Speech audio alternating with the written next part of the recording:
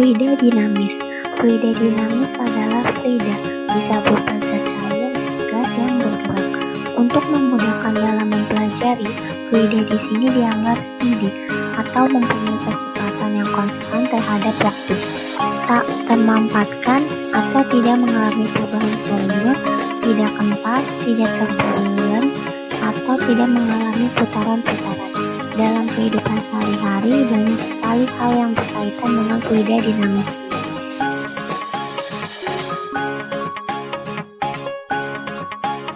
Ciri-ciri fluida dinamis.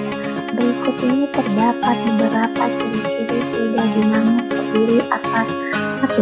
Alirannya lunak atau steady, yaitu kecepatan setiap partikel fluida pada satu titik tertentu adalah tetap, baik besar maupun arahnya. Aliran lunak terjadi pada aliran yang pelan. Yang kedua, alirannya tak rasional. Artinya, pada setiap titik partikel fluida tidak memiliki momentum hidup terhadap titik tersebut.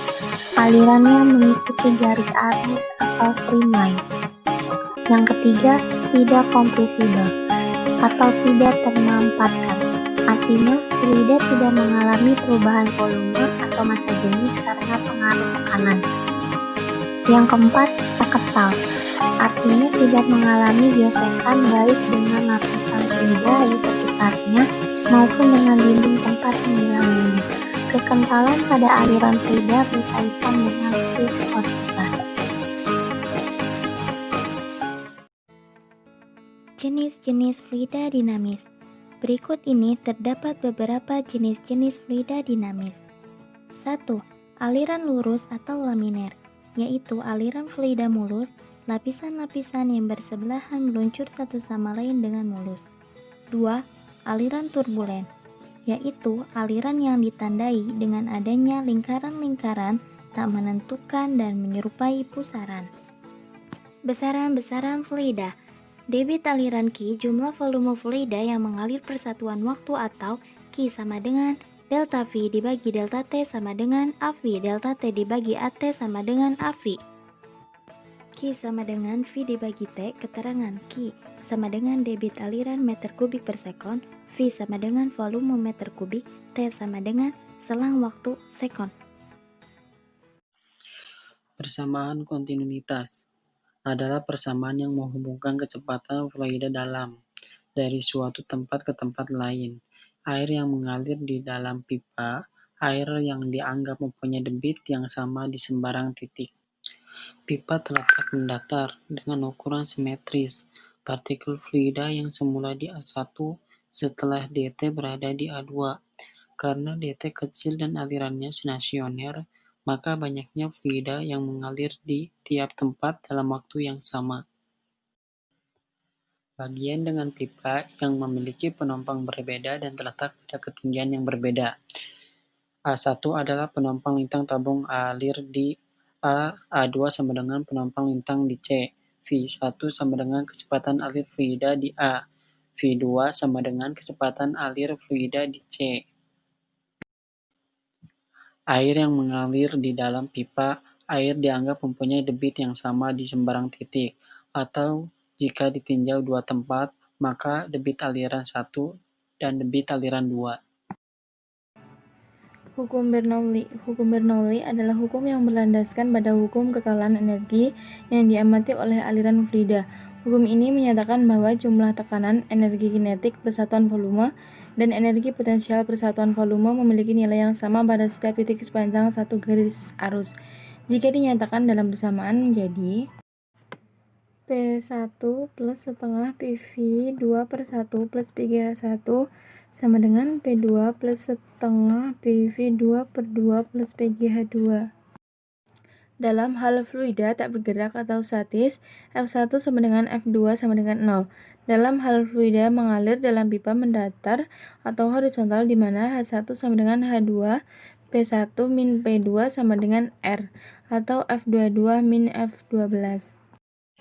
Baik, saya akan menjelaskan materi tentang penerapan hukum Bernoulli. Pesawat terbang. Gaya angkat pesawat terbang bukan karena mesin, Tetapi pesawat bisa terbang karena memanfaatkan hukum Bernoulli yang membuat laju aliran udara tetap di bawah sayap. Karena laju aliran di atas lebih besar, maka mengakibatkan tekanan di atas pesawat lebih kecil daripada tekanan pesawat di bawah.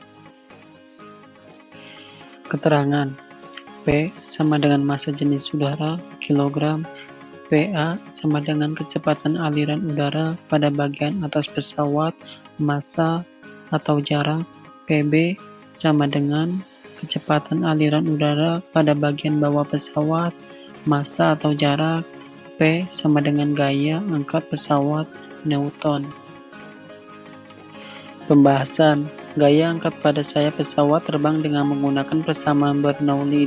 Dianggap bentuk sayap pesawat terbang sedemikian rupa sehingga garis arus aliran udara yang melalui sayap adalah tetap. Penopang sayap pesawat terbang mempunyai bagian belakang yang lebih tajam dan sisi bagian atas lebih melengkung daripada sisi bagian bawahnya. Bentuk ini menyebabkan kecepatan aliran udara di bagian atas lebih besar daripada di bagian bawah. Rumus angkat pesawat terbang: F1 negatif F2 sama dengan setengah R A buka kurung F22 negatif F12 tutup kurung, dengan R sama dengan massa jenis udara kilogram atau massa.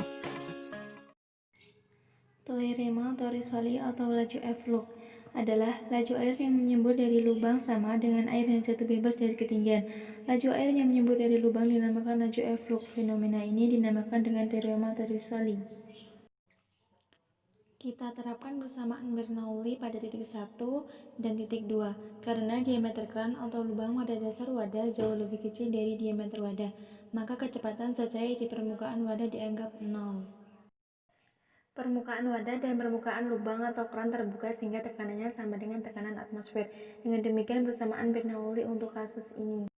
Berdasarkan persamaan ini, tampak bahwa laju aliran air pada lubang yang berjarak H dari permukaan wadah sama dengan laju aliran air yang jatuh bebas sejauh H, atau bandingan gerak jatuh bebas.